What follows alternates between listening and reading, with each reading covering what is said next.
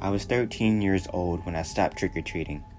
The other kids weren't so eager to give up free candy, but something happened that year. Something awful. My friends, Owen, Drew, and I were out looking for candy when we came across a house that had a big bowl of it sitting on the porch. A sign above it read, "Please take just one."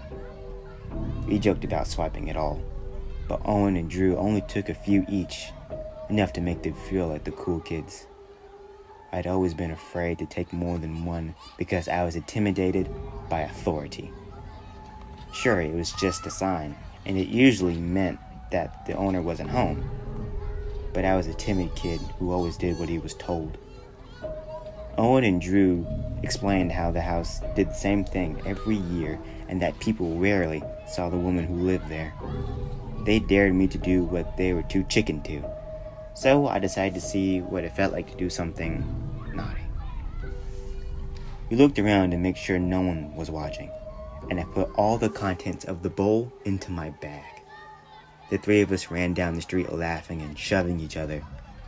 Part of me expected someone to chase after us. In hindsight, I was right to be concerned. At Owen's house, we dumped and sorted all of our yummy treasures. I tried to offer him and Drew some of the contraband candy, but they refused. I remember Owen saying, "That's all you did," and Drew shouting, "I don't want your tainted treats." Granted, they were entirely serious, but I was annoyed that they weren't sharing their responsibility. Enough to go home instead of sleeping over. That night, I was torn from a sugar-fueled dream by a hand over my mouth and a knife to my neck. The skin was rough. The blade was ice cold. It was just slightly pressing into my skin, ready to slit my throat at any moment's notice. My body was stiff. I wanted to scream, but then a rough voice whispered, "Don't make a sound." At first, I didn't realize what was happening. Were we being robbed? Then I got my answer. "Can't you read? The sign said, just one, just one." I'll never forget those words and the sickening smell of her breath. She went on to explain how every year she would catch kids taking 2 or 3 pieces of candy, which always infuriated her. It wasn't until I took the entire bowl that she finally snapped. Why did I do something so stupid? I was terrified and humiliated at the same time. "You like candy? Huh?" she asked me. So I shook my head as much as I could, despite her hand pressing against my face.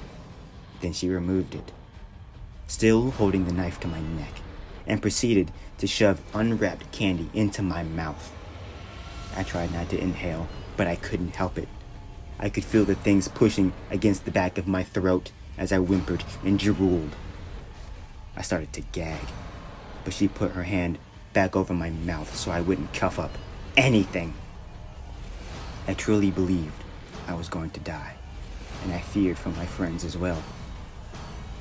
My short life flashed quickly before my eyes.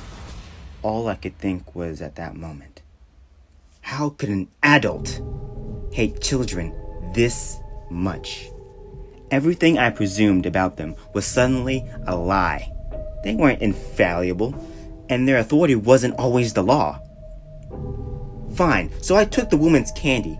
Did I really deserve to die? As I contemplated this for the first time, expecting to suffocate to death, my father rushed into the room, grabbed my metal desk chair, and beat the living daylights out of her. I'll never love my dad as much as I did that night.